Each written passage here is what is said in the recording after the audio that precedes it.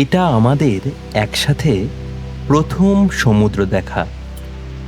সামনে তখন দিগন্ত বিস্তৃত জলরাশি, যার কোনো দিকেই কুল কিনারার হদিশ নেই।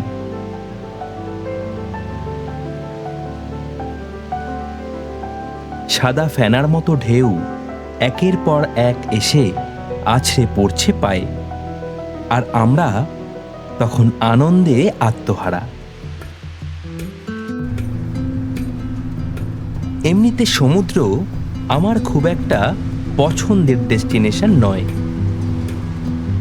ফাঁকা নির্জন সমুদ্র সৈকত তো নয়ই, কেমন যেন মোনোটোনাস লাগে। কিন্তু প্রতিবারই যখন কোনো সমুদ্রের সামনে গিয়ে দাঁড়াই, অন্তত সেই মুহূর্তটার জন্য যেন এই কথাগুলো সব ভুলে যাই। সামনে তখন দেখতে পাই এক দিক শূন্যপুরের পৃথিবী। অন্তত সেই মুহূর্তটার জন্য যা দেখি সেটাই সত্যি। নমস্কার, আমি আদিত্য, আর আমার সাথে আছে ইন্দ্রাণী। এবারে আমরা এসেছি মন্দারমণিতে।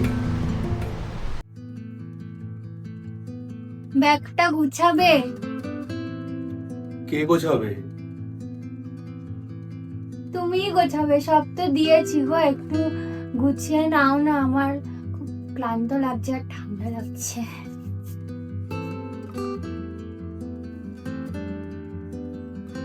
আমার তো গোছানোর কথা ছিল না। এখন গুছাও, আমি তো দুটো ব্যাগই বের করে দিয়েছি, এবার বাস গুছিয়ে নাও, তারপরে শুয়ে পড়বো, 6টায় উঠে পড়বো। সেটাই এখন আমাকেই করতে হবে, তাই তো? বেশ, সেই আর কি করছি। ছুটি বলতে মাত্র একদিন, তাই খুব বেশি কিছুর প্ল্যান নেই। অবসরটুকুই কাটাবো।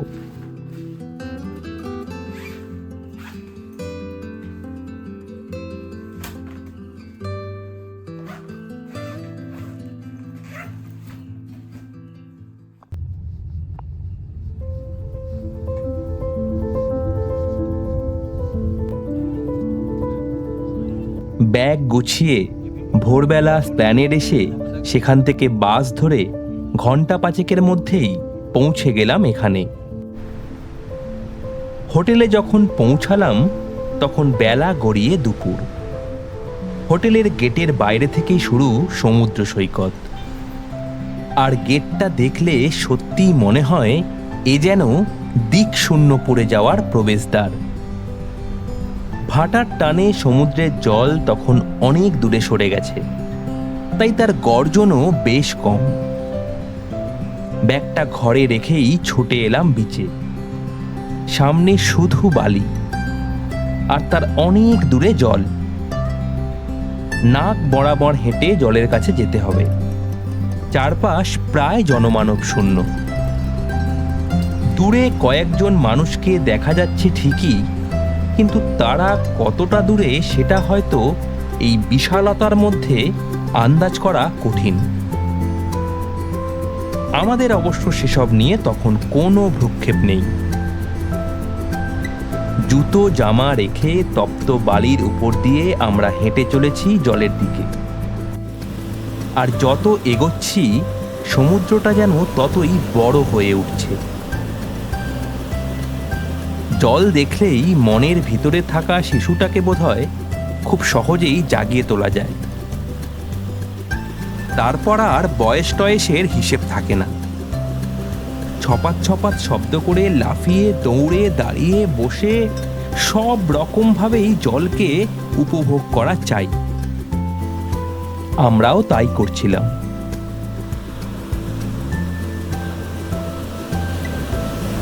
লাফালাফি করে যখন একটু ক্লান্ত হয়ে পড়েছি, তখনই দেখি বিচের উপর দিয়ে সাইকেল নিয়ে কুলফি বিক্রি করতে আসছে একজন।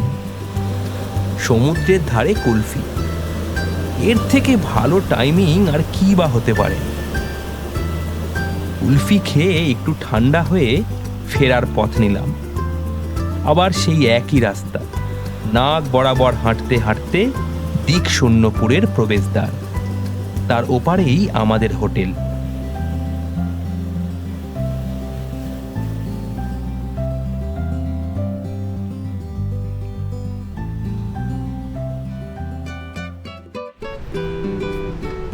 হোটেলের বারান্দা থেকেই সমুদ্রটা দেখা যায়। গাছের ফাঁক দিয়ে দিব্যি দেখা যায় একের পর এক ঢেউয়ের আনাগোনা। আর বসে বসে শুধু সেই ঢেউয়ের শব্দ শুনতে শুনতে হয়তো প্রথমবারের জন্য প্রেমে পড়ে যাওয়া যায় সমুদ্রের সাথে।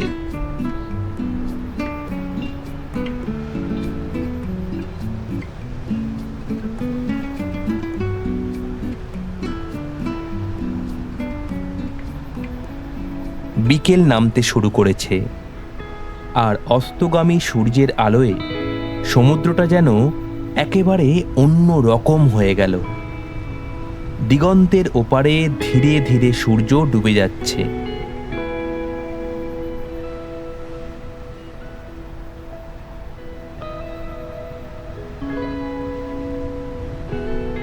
চারপাশ ভরে উঠছে হলুদ আভায়।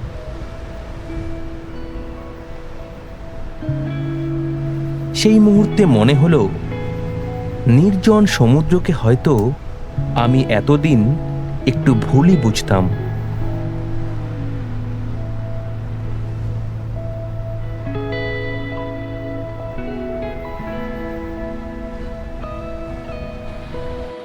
পরন্ত বিকেলে অবশ্য বিচের চেহারা আবার বদলে গেল। নির্জন ভাবটা কেটে গেছে। এখন বেশ লোকজন, দু একটা খাবারের দোকানও এসে গিয়েছে।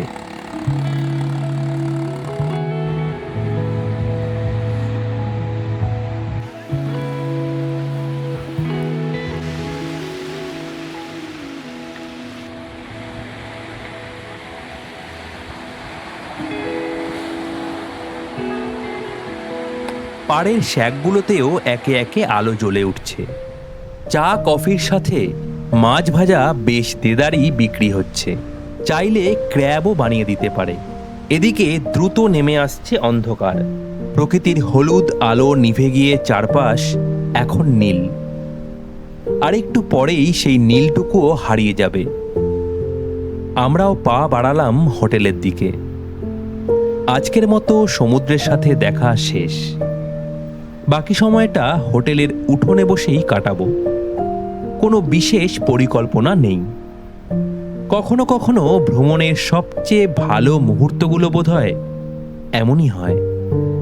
কিচ্ছু করার নেই, শুধু বসে থাকা আর মনে মনে দিনের ছবিগুলো আবার একবার দেখে নেওয়া। একটা দিন কেমন ফুরুত করে কেটে গেল। ভেবেছিলাম সকালে সমুদ্রের পাড়ে বসে সূর্যোদয় দেখব। সেগুড়ে বালি। সকাল থেকেই আকাশ মেঘলা। বেলা বাড়ার পর অবশ্য একটু রোদ উঠল। তাই আবারও নেমে এলাম বিচে। আজ আর জলে নামবো না ঠিক করেছি। একটু পাড় ধরে হাঁটবো, দেখব সমুদ্রকে অন্য মানুষরা কিভাবে দেখে। একের পর এক কত রকম দৃশ্য চোখে পড়ে। বন্ধুরা মিলে লাফালাফি করছে জলের মধ্যে। জীবন তাদের মনে রেখে দিচ্ছে যৌবনের এই সব মুহূর্তকে। বহু বছর পরে যখন তারা আবার খুলে দেখবে এই সময়ের অ্যালবাম, মুখের সেই হাসি হয়তো তাদের আবার ফিরিয়ে নিয়ে আসবে আজকের এই সমুদ্রের কাছে। সমুদ্র বোধহয় এমনই, প্রত্যেকের জন্য আলাদা একটা গল্প তৈরি করে। তবে সবচেয়ে বেশি আনন্দ বোধহয় বাচ্চাদেরই। বালি তুলে তুলে খেলা, জলে নেমে লাফালাফি, আর বড়রা যখন জলে ভিজবে না বলে একটু নাক ছিটকায়, তাদের ভিজিয়ে দিয়ে যে সে কি আনন্দ, সেটাও দেখার মতো। শিশু বয়সে আমরাও হয়তো এমনই ছিলাম। বাবা মায়ের তাড়া খেয়েও সমুদ্র থেকে উঠতাম না। জলে বসে থাকতে যে কি আরাম। এই সব টুকরো টুকরো ছবি মিলে তৈরি হয় এক বিশাল নস্টালজিয়ার চালচিত্র। জেলেরা পাড় জুড়ে বেঁধে রেখেছে জাল।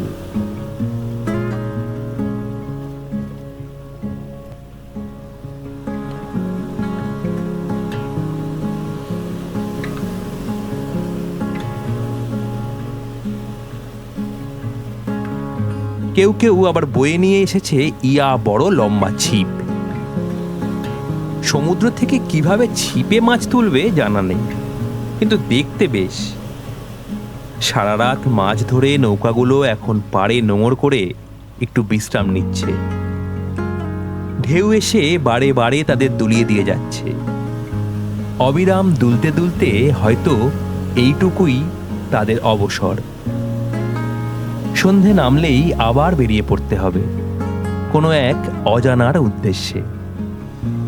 ওই ছেলেগুলোকে দেখছিলাম, পাড় থেকে অনেকটা দূরে চলে গিয়েছে। ঢেউও সেখানে বেশ উঁচু। লাফিয়ে লাফিয়ে ঢেউয়ের সঙ্গে তাল মিলিয়ে বেশ মজা করছে। আমাদেরও ইচ্ছে করছিল ওদের মতো জলে নেমে যেতে, কিন্তু আমাদের আবার ফেরার তাড়া, জীবনের তাড়া, বেঁচে থাকার তাড়া। তাই অনেক কিছুই ইচ্ছের বিরুদ্ধে গিয়ে মেনে নিতে হয়।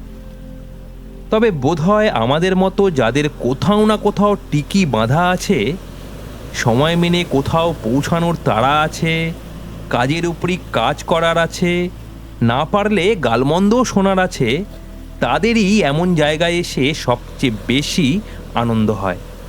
এখানে এসে দুটো দিনের জন্য মনে হয় সব কিছু থেকে যেন একটু মুক্তি পাওয়া গেল। কোনো কিছুর পিছুটান নেই আজ। তাই জলে নামলেই শিশুসুলভ মনটা আবার জেগে ওঠে।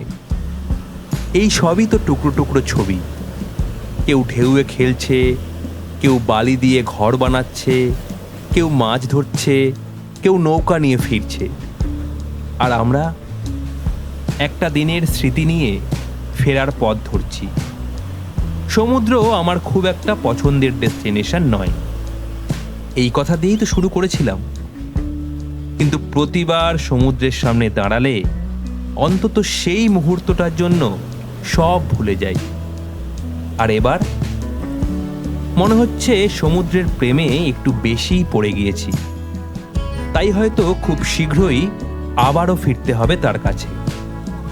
আর ফিরলে হয়তো আবারও নিয়ে আসব সমুদ্রের কাছ থেকে পাওয়া নতুন কোনো গল্প।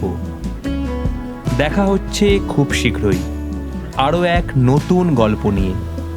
ততক্ষণ ভালো থাকুন, সুস্থ থাকুন। আর ভালো লাগলে চলতি হওয়ার পন্থীর সঙ্গে পথ চলতে সাবস্ক্রাইব করে পাশে থাকুন।